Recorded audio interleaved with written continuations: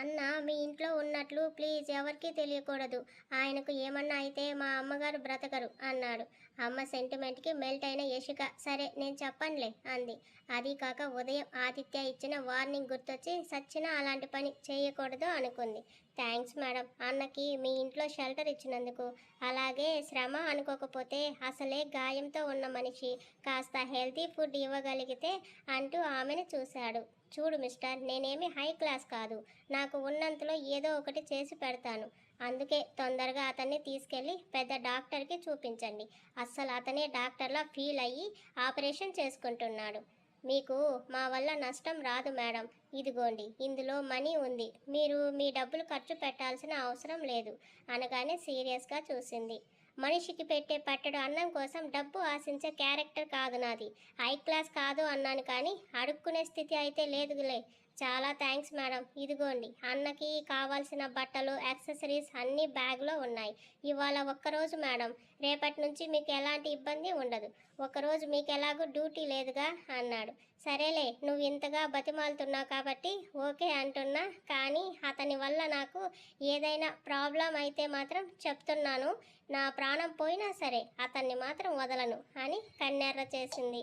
Madam వెళ్ళిపోతున్న యశీని చూస్తూ పిలిచాడు. ఏంటయ్యా అంటున్నా తన చేతిలో రోజా పూల బొకే పెట్టి అన్న త్వరగా కోలుకోవాలని ఇవ్వండి.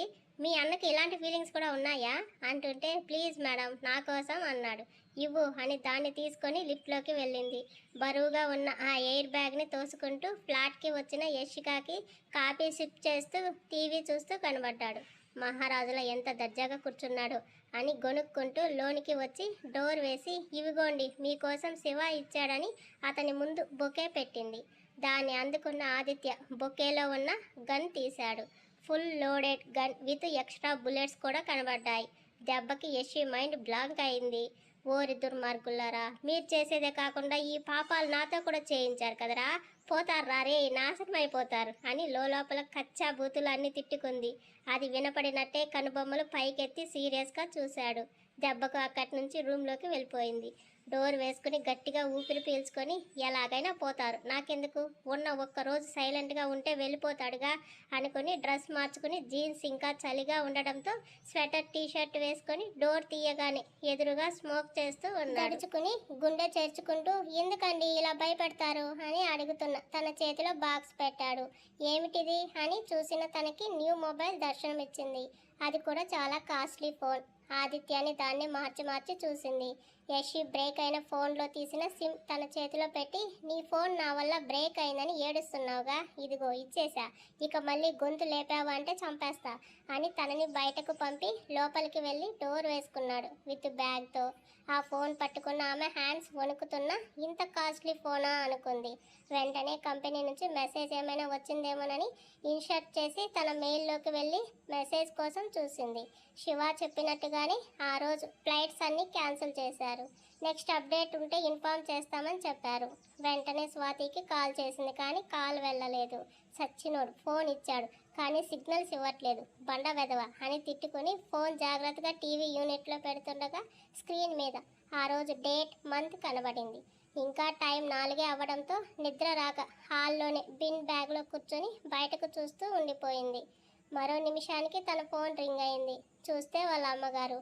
మా దిగులుగా పిలిచింది. యశి వర్షం అని చెప్పారు, ఫ్లైట్ ఉందా ఈరోజు? లేదమ్మా క్యాన్సిల్ అయ్యాయి, ఇంట్లోనే ఉన్నాను అంటూ అమ్మ ఈరోజు నాన్న డెత్ యానివర్సరీ కదా అంది. మౌనంగా రోధిస్తున్న తల్లి వాయిస్ లీలగా వినపడి ఇంకా ఎక్కువ మాట్లాడితే ఆమె బాధపడుతుందని సరే మా నిద్ర వస్తుంది, మార్నింగ్ చేస్తాను బాయ్ అని కాల్ కట్ చేసి మోకాలను చుట్టుకుంది. యాష్ చేయడానికి హాల్లో ఉన్న ట్రే కోసం వచ్చిన ఆదిత్యకి పప్పీలా ముడుచుకున్న యశి కనబడింది. ఆమెను పట్టించుకోకుండా బౌల్ తీసుకుని వెళ్ళిపోయాడు. ఈ రోజుతో నాన్న చనిపోయి 15 ఇయర్స్. యాక్సిడెంట్తో హాస్పిటల్లో ప్రాణాలతో పోరాడి చివరికి తమని అనాథలు చేసి జాలి లేకుండా వదిలేసి నాన్న మాత్రం ప్రశాంతంగా శాశ్వత నిద్రలోకి వెళ్ళిపోయాడు.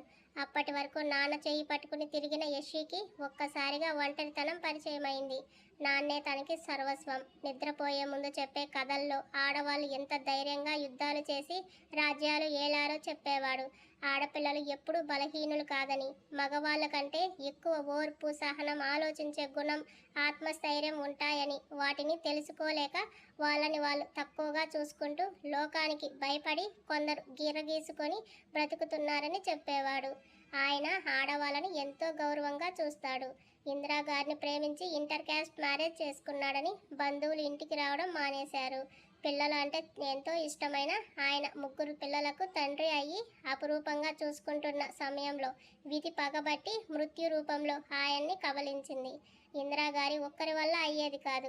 ఆయన చిన్నా చితకా పనులు చేస్తూ భర్త సేవ్ చేసిన మనీతో తమని పోషిస్తూ ఆస్తులుగా ఉన్న ప్రాపర్టీస్ అమ్మి తనని ఇక్కడి వరకు తీసుకువచ్చింది. ఈ ప్రాసెస్లో ఆవిడ అలసిపోయింది. ఇప్పుడు ఇంటికి దిక్కుగా యశిక మారింది.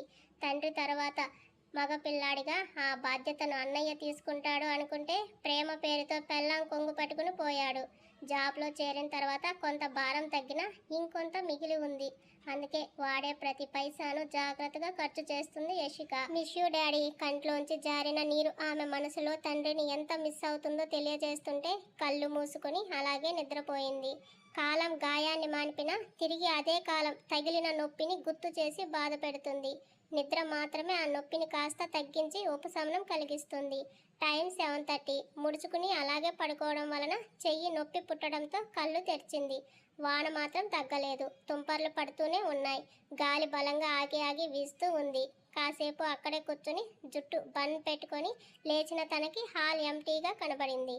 అతను కూడా నిద్రపోతున్నాడా అనుకుంటూ వెళ్ళి బెడ్రూమ్ డోర్ తీయబోతే అది లాక్ చేసి ఉండటంతో కోపం వచ్చింది. నా ఇంట్లో నా రూమ్లో లాక్ వేసుకున్నాడని తిట్టుకుంటూ ఆకలి వేస్తుంటే కిచెన్లోకి వెళ్ళింది. ఆదిత్యకి దెబ్బ తగిలిందని అతనికి ఫుడ్ ఏం పెట్టాలా అని ఆలోచిస్తూ ఫ్రిడ్జ్లో ఇడ్లీ బ్యాటర్ ఉండడంతో ఇడ్లీ పెట్టి ఆలోచిస్తూ పడుకోవడం వలన హెడేక్గా అనిపించి స్ట్రాంగ్ టీ తాగాలని పాలు స్టవ్ మీద పెట్టింది. వాటర్ బాయ్ క్యాన్ తీసుకురావడంతో కలెక్ట్ చేసుకుని కింద ఐరన్ షాప్ తీశారా అన్న అని అడిగింది. అక్క అని మనీ తీసుకుని వెళ్ళిపోయాడు. టీ కప్పుతో హాల్లోకి వచ్చిన తనకి వైట్ హుడ్డీ, బ్లూ జీన్స్లో ఫోన్ మాట్లాడుతూ కనబడ్డాడు ఆదిత్య. అవును, మార్నింగ్ స్వాతికి కాల్ చేస్తే కలవలేదు, మరి మమ్మీ ఏ చేస్తే ఎలా వచ్చింది అనుకుంటూ అతనికి కూడా టీ తీసుకువచ్చి ఆదిత్య ఫోన్ మాట్లాడడం అయిపోతే ఇద్దామని అలాగే నిలబడి ఉంది. మరో 2 మినిట్స్ మాట్లాడి ఫోన్ పాకెట్లో పెట్టుకుని తిరిగిన ఆదిత్యకి మెస్సీ బంతో స్వెటర్ జీన్స్లో క్యూట్గా కనబడింది యశిక. ఆమె చేతిలోని కప్ చూసి తనే తీసుకొని టీవీ ఆన్ చేసి సోఫాలో సెటిల్ అయ్యాడు.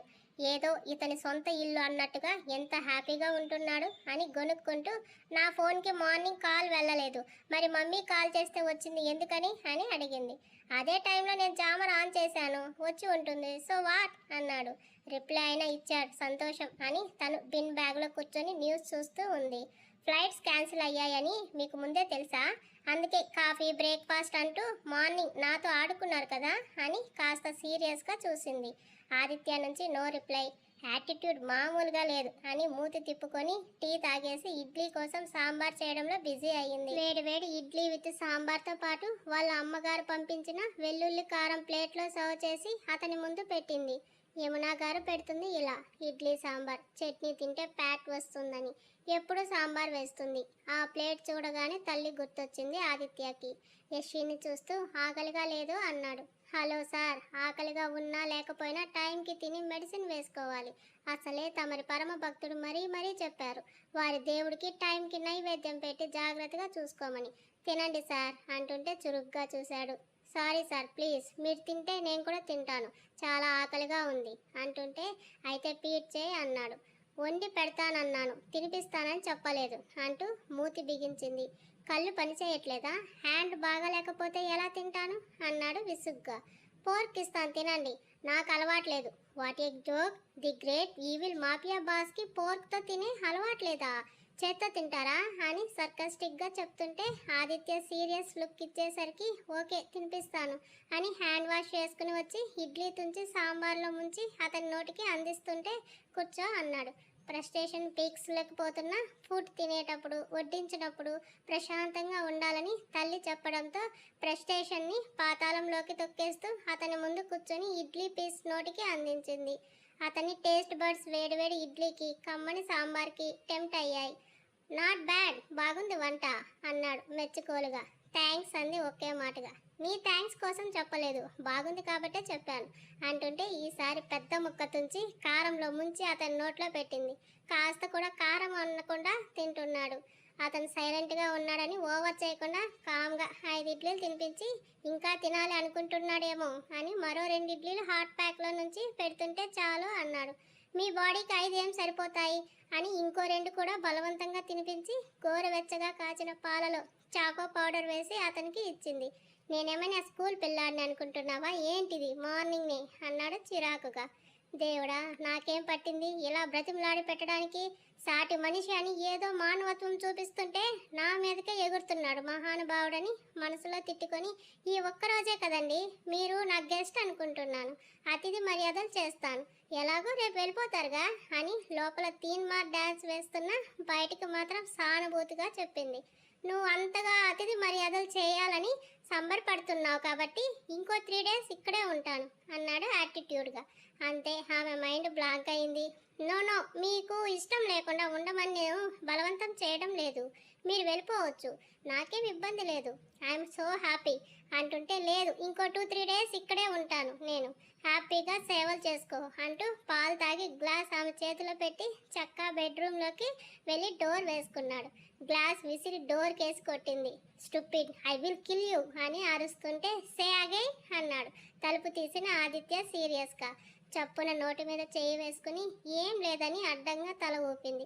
ఏదైనా చెప్పాలా? రైట్ హైబ్రో రైస్ చేశాడు. అంది పిల్లిలా మూలుగుతూ. దట్స్ గుడ్, నాకు నిద్ర వస్తుంది, డిస్టర్బ్ చేయకని చెప్పి దడేళ్ళ డోర్ ఆ మోహం మీద వేశాడు. పిడికిలు బిగించి కాలిని నేలకు గట్టిగా కొట్టి మెత్తని పాదం అప్పడం అవ్వడంతో అమ్మ అనుకుంటూ సోఫాలో కూలబడింది.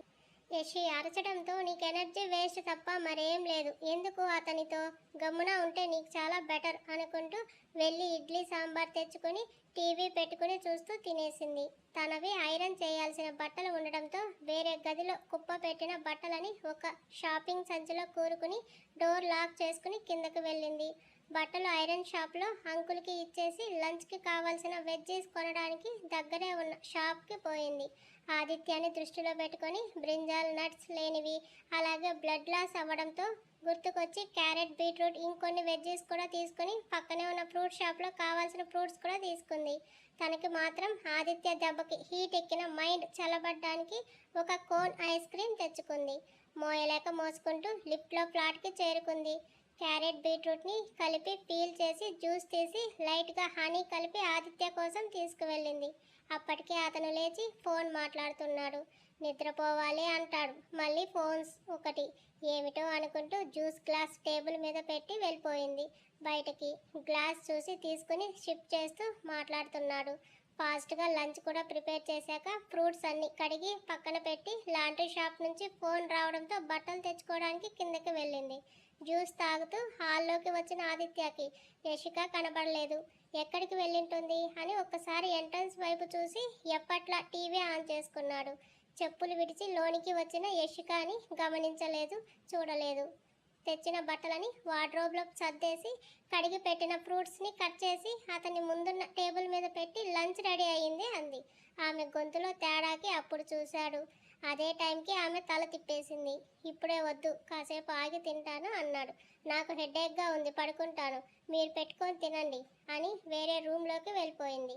ఆమె వాయిస్లో ఎప్పట్లా చలాకీతనం లేదు. బొంగురు గొంతుతో డల్గా వచ్చింది స్వరం. గ్రేప్స్ తింటూ శివ ఫోన్ చేస్తే మాట్లాడుతూ వాకింగ్ చేస్తున్న ఆదిత్యకి దగ్గరకు వేసిన తలుపులో నుంచి బెడ్ మీద బోర్లా పడి దిండులో మోహం దాచుకున్న యశి కనబడింది. ఆదిత్య కనుబొమ్మలు దగ్గరయ్యాయి. మార్నింగ్ తన ఫాదర్ యానివర్సరీ అని చెప్పడం గుర్తొచ్చి బహుశా వాళ్ళ డాడీ గుర్తు వచ్చి ఏడుస్తుందేమో అనుకున్నాడు. కానీ మార్నింగ్ తను లేచేటప్పటికి చలాకీగానే ఉంది. ఆమె బాధ ఉన్న పైకి చూపెట్టే రకం కాదు. తను ఇప్పుడు కూడా తను కనబడకూడదని గదిలోకి వెళ్ళి బాధపడటానికి కారణం అతనికి అర్థం కాలేదు. 2 మినిట్స్ చూశాడు. వెక్కుతూ అదురుతున్న ఆమె వెన్ను కనబడుతుంటే డోర్ నాక్ చేశాడు. వెంటనే కళ్ళు తుడుచుకొని టక్కున లేచి కూర్చుంది. What happen? డోర్కి ఆనుకుని అడిగాడు. ఏమైంది? అంది మొహం ఫాస్ట్గా తుడుచుకొని నార్మల్ అవుతూ. ఎందుకు ఏడుస్తున్నావు? మీ డాడీ గుర్తొచ్చారా? సీరియస్గా వచ్చింది అతని వాయిస్. డాడీకి గుర్తొస్తే బాధతో ఎప్పుడూ కన్నీళ్ళు రాలేదు. ఆయన్ని మిస్ అవుతున్నానని ఒక్క ఫీలింగ్తో తప్ప. మరి ఇప్పుడు ఎందుకు ఏడుస్తున్నావు? చిరాకు వచ్చింది అతనికి. ఏం లేదు, అయినా మీకెందుకు నేను ఏడిస్తే? ఒక అడుగు ముందుకు వేశాడు. అతన్ని చూసి వెనక్కి తగ్గుతూ, ఏం లేదు, అప్పుడప్పుడు ఒంటరిగా ఫీల్ అవుతూ ఇలా ఏడుస్తాను అంతే అని లేచి బయటకు వెళ్ళబోతున్న తనకి అడ్డుపడి, ఏం జరిగిందో చెప్తే చాలా బాగుంటుంది. నాకు నేనుగా తెలుసుకుంటే విషయం వేరేగా మారుతుంది. అండర్స్టాండ్? సూటిగా చూశాడు. అప్పుడే కాలింగ్ బెల్ కొట్టిన సౌండ్ వచ్చింది. ప్లీజ్ మీరు లోపలికి వెళ్ళండి, ఎవరైనా చూస్తే బాగోదు అంది. నేను ఇక్కడే ఉంటాను, వెళ్ళు అని తనకి దారి వదిలాడు. అతను జాగ్రత్తగా ఉంటాడని అర్థమై అతన్ని దాటుకుని వెళ్ళి డోర్ తీసింది. ఎదురుగా పక్క ఫ్లాట్ ఆంటీ. యషి ఏమైంది? ఏడుస్తూ వచ్చావని అంకుల్ చెప్పారు అంది. ఏం లేదు ఆంటీ, ఐఎమ్ ఫైన్ అంది రాణి నవ్వు నవ్వి. నాకు తెలుసు, కింద ఐరన్ షాప్ కుర్రాడు నిన్ను ఏమన్నా అన్నాడా? వాడికి ఈ మధ్య మరీ ఎక్కువ అయ్యింది. షాప్కి వెళ్తున్న ఆడవాళ్ళతో రాంగ్గా బిహేవ్ చేస్తున్నాడు. నిన్నేమైనా అన్నాడా? అనడంతో ఆదిత్య కళ్ళు షార్ప్గా ఆమె వెన్నును తాకాయి. చిన్న జల్దరింపు ఆమెలో. తడబడుతూ తల దించుకుంది. విషయం చెప్పమ్మా, అంకుల్తో చెప్పి వాడి కాళ్ళు విరిచేయిస్తాను. వద్దు ఆంటీ, ఎందుకు గొడవలు? అతనికి ఈ అపార్ట్మెంట్ ఓనర్తో ఫ్రెండ్షిప్ ఎక్కువ. ఎన్నిసార్లు కంప్లైంట్ చేసినా వాడికి బుద్ధి చెప్పారా? ఇక్కడికి దగ్గరలో వేరే షాప్ లేదు, మనకు తప్పక ఇస్తున్నాంగా. అంటే అననివ్వండి, మనకి పోయేదేం లేదుగా. వంట చేస్తున్నాను ఆంటీ, సాయంత్రం మాట్లాడతాను అంది. సరే అని వెళ్ళిపోయింది ఆమె. డోర్ వేసి ఇటు తిరిగిన ఆమెని అలాగే చూస్తున్నాడు ఆదిత్య. ఏమన్నా నిన్ను అంటూ కనుబొమ్మలు పైకి అన్నాడు. ఏమనలేదు, అయినా మీకెందుకండి? మీకు అవసరమా? ఇది నా పర్సనల్ విషయం, మీరు జోక్యం చేసుకోకండి. గెస్ట్గా వచ్చారు, గెస్ట్గా ఉండి వెళ్ళిపోండి. నా ప్రాబ్లమ్స్ ఏమైనా ఉంటే నేను సాల్వ్ చేసుకోగలను అని ముందుకు వెళ్తుంటే చెయ్యి అడ్డు పెట్టి, ఇంత ఓపికగా నేను అస్సలు అడగను. ఏదైనా ఒక్కసారి చెప్తావా? నన్ను కిందకి వెళ్ళమంటావా అన్నాడు. మీరు కిందకి వెళ్తారా? వచ్చినప్పటి నుంచి మరి ఇంట్లోనే ఎందుకు ఉన్నారు? బయట తిరగలేకనే కదా. ముందు మీ సెక్యూరిటీ మీరు చూసుకోండి, తర్వాత నా ప్రాబ్లం సాల్వ్ చేయొచ్చు అని విసురుగా కిచెన్లోకి వెళ్ళిపోయింది. ఈవిల్ స్మైల్ అతని పెదవుల్లో పూసింది. ఆదిత్య ముందు తను వీక్గా ఉండటం ఇష్టం లేక ఫుడ్ ప్లేట్ తెచ్చుకుని గదిలోకి వెళ్తూ ఆదిత్యాన్ని చూసింది. బాల్కనీలో స్మోక్ చేస్తూ కనబడ్డాడు. వెళ్ళిపోయింది. తిన్నాక వాళ్ళ అమ్మగారితో, చెల్లితో, ఫ్రెండ్స్తో కాసేపు మాట్లాడి మనసు తేలిక పడ్డాక ఆదిత్య తిన్నాడో లేదోనని లంచ్ పెడదామని వచ్చిన తనకి కిచెన్లో సౌండ్ వినపడి వెళ్ళింది. ప్లేట్లో ఫుడ్ సర్వ్ చేసుకుంటున్నాడు. అతను ఒకే హ్యాండ్ యూజ్ చేస్తుంటే ఎలాగో అయ్యింది మనసు. ఫాస్ట్గా వెళ్ళి నేను పెడతానివ్వండి అంటుంటే నో థ్యాంక్స్ అని ప్లేట్ తీసుకొని వెళ్ళిపోయాడు. యాటిట్యూడ్ అని సనుక్కుంటూ వాటర్ తీసుకెళ్లి ఆదిత్యకి ఇచ్చింది. ఇంతలో కాలింగ్ బెల్ మోగింది. ఆదిత్య తింటుంటే లేవమని చెప్పడం కరెక్ట్ కాదని హాల్కి ఎంట్రన్స్కి మధ్య ఉన్న తిక్కు కట్టని లాగి వెళ్ళింది. ఇందాక వచ్చిన ఆంటీనే. ఆ దుద్దుగా యషి, నీకు తెలుసా, రోడ్డు మీద వెళ్తుంటే ఆ ఐరన్ షాప్లో పనిచేసే అబ్బాయిని ఏదో బండి గుద్దేసిందంట. తల పగిలి అక్కడికక్కడే స్పాట్లోనే చనిపోయాడు అంది అమితాశ్చర్యంతో. అంతే, యశి గుండె ఆగినంత పని అయింది. కాళ్ళు చేతులు కదలలేదు. నిలబడ్డ చోట అలాగే శిలాప్రతిమలా నిల్చుంటే అందరూ వెళ్తున్నారు చూడటానికి. ఇక్కడే, మన సొసైటీ దాటాకనే అంటూ వెళ్ళింది ఆంటీ పరుగు పరుగున అక్కడి నుంచి. విషయం తెలిసి ఆ ఫ్లోర్లో ఉన్న వాళ్ళంతా తనని దాటుకుని కిందకి వెళ్తూనే ఉన్నారు. తలుపు వేసి దానికి ఆనుకుని గుండె ఆగిపోతుంది అన్నంత ఫాస్ట్గా కొట్టుకుంటుంటే వెళ్ళింది ఆదిత్య ముందుకు. ఎందుకు చేశారిలా? కనుగుడ్లు నీళ్ళతో నిండిపోగా కూడుకుపోతున్న స్వరంతో అడిగింది. తిన్న ప్లేట్ పక్కన పెట్టి టిష్యూతో లిప్స్ వైప్ చేసుకుని, వేస్ట్గా ఉన్న వాటిని, యూజ్లెస్ మనుషుల్ని ఇలా త్రో చేసేయాలేషిక అని టిష్యూ నలిపి ఉండ చేసి డస్ట్బిన్లో గురి చూసి విసిరాడు. ఒక్క నిండు ప్రాణం నిల్చున్న చోట అలాగే కుప్పకూలింది. So what? రెక్లెస్గా చెప్పి లేచి వెళ్తుంటే కోపంగా అతనికి అడ్డుపడి get lost in my house అని పిచ్చిదానిలా గట్టిగా అరిచింది. ఆమె మాటలు అస్సలు వినపడినట్టే ఆమెను దాటుకెళ్ళి డోర్ క్లోజ్ చేసుకున్నాడు. తీవ్రమైన అసహనం, కోపం, తన వల్లే ఒకరి ప్రాణం పోయింది అన్న బాధ యశిక మనసుని ఊపిరి ఆడకుండా చేస్తుంటే తన గదిలోకి వెళ్ళి తలుపు గట్టిగా వేసుకొని బెడ్ మీద పడిపోయి సౌండ్ బయటకు రాకుండా ఏడ్చింది. ఆమె తినకపోవడం తెలిసి పావు గంటకి బయటకు వచ్చిన ఆదిత్య, యషి గది డోర్ వైపు చూసి కిచెన్లోకి వెళ్ళి ఫుడ్ ప్లేట్లో పెట్టుకొని యషి రూమ్ డోర్ నాక్ చేశాడు. ఎంతసేపైనా ఆమె తీయకపోవడంతో this is the last warning miss Yashika, door open చేయకపోతే డోర్ బ్రేక్ అవుతుంది, తర్వాత నువ్వు అరిచినా నో యూస్ అనడమే ఆలస్యం. వెంటనే డోర్ ఓపెన్ అయ్యింది.